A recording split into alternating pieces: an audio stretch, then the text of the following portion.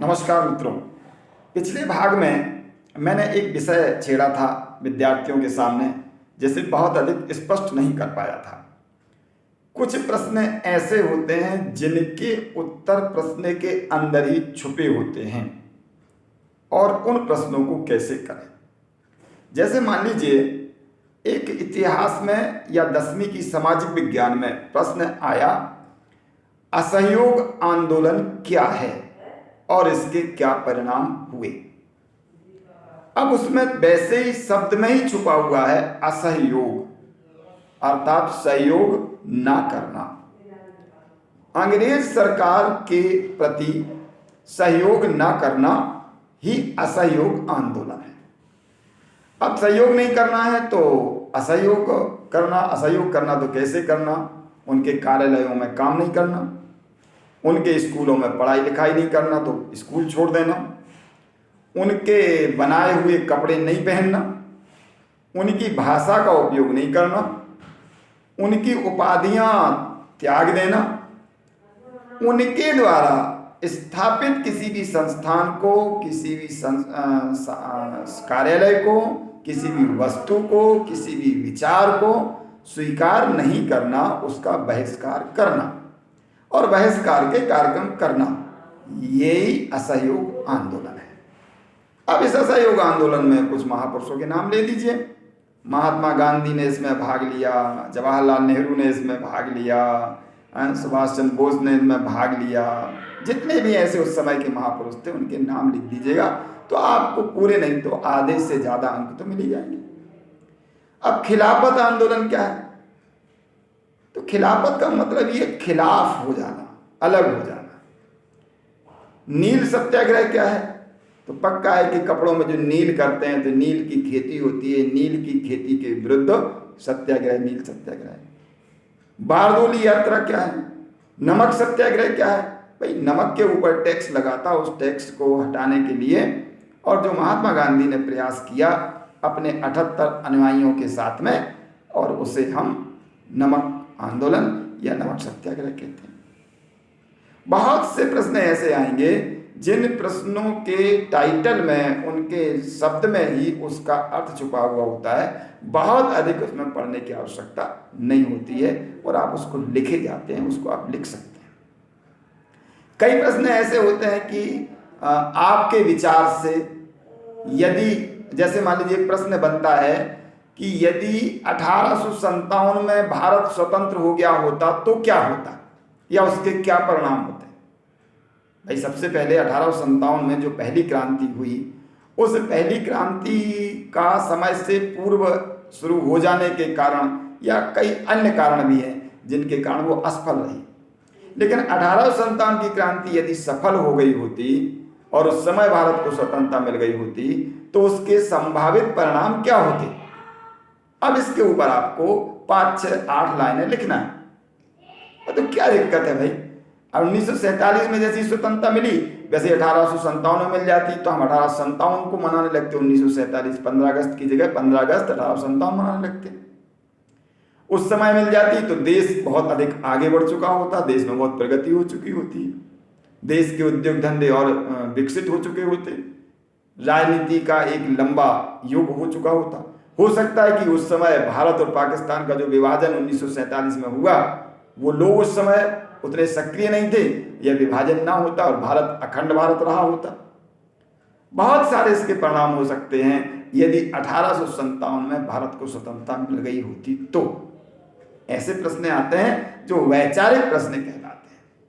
और ये ना केवल इतिहास में, समाज शास्त्र के जो विद्यार्थी हैं जरा समझने का प्रयास कीजिए। 4 आश्रम कौन कौन से हैं? वर्ण व्यवस्था क्या है? तो वर्ण व्यवस्था क्या? जाति व्यवस्था को वर्ण व्यवस्था कहते हैं। वर्ण व्यवस्था के आधार क्या है? तो कुछ नहीं है। वर्ण व्यवस्था का एक वैदिक आधार है। वैदिक आधार कहता है कि जातियां भगवान ब्रह्मा के शरीर से बनी, ब्रह्मा के मुंह से निकला तो ब्राह्मण बन गया, ब्रह्मा के कंधे से निकला तो क्षत्रिय बन गया, ब्रह्मा की जंघाओं से निकला तो वो व्यापारी बन गया, ब्रह्मा के पांव से निकला तो वो शूद्र बन गया। लीजिए, ये जातियों की उत्पत्ति का और वांग्मय एक प्रकार से आधार हो गया। दूसरा कोई आधार रंग के आधार पर होता है। यदि कोई गोरा है, लाल रंग का है, तो वो क्षत्रिय हो गया, गोरा है तो पंडित हो गया, काला है तो शूद्र हो गया। कार्य के आधार पर भी होता है। जिन व्यक्तियों के पास बुद्धि विशेष रही और उन्होंने अपने बुद्धि का कौशल दिखाया तो वो ब्राह्मण हो गए। जिनके पास बाहुबल बहुत रहा, उन शस्त्रों इत्यादि का ज्ञान प्राप्त कर लिया, लोग क्षत्रिय हो गए। जिन्होंने व्यापार में रुचि दिखाई वो व्यापारी हो गए, और जिन्होंने सेवा में रुचि दिखाई वो शूद्र हो गए। तो कार्य के आधार पर, रंग के आधार पर, वांग्मय के आधार पर, कई आधारों पर वर्ण व्यवस्था का उल्लेख कर दिया। लीजिए, बहुत बड़ी बात नहीं। 16 संस्कारों पर समाजशास्त्र में प्रश्न आता है। 16 संस्कारों में से कोई 5 संस्कार लिख दीजिए। लीजिए भाई, जन्म होता है तो एक संस्कार हो गया, जन्म के बाद गंता होता है तो दूसरा संस्कार हो गया, उसके बाद विवाह होता है, तीसरा संस्कार हो गया, उपनयन होता है, जनेऊ पहनाया जाता है, ये चौथा संस्कार हो गया। ऐसे अनेक संस्कार, 16 संस्कार होते हैं, उनमें से 4-5 संस्कार लिख दीजिए। लीजिए, बात बन गई। बहुत सारे प्रश्न ऐसे होते हैं जिनको रटने की आवश्यकता नहीं होती है। जैसे ग्रामीण समाज में कृषकों की व्यवस्था का वर्णन कीजिए। लीजिए भाई, गांव में किसान कैसे रहते हैं, क्या क्या करते हैं, कौन नहीं जानता, इसका वर्णन कर सकते हैं। ये समाजशास्त्र का मामला है।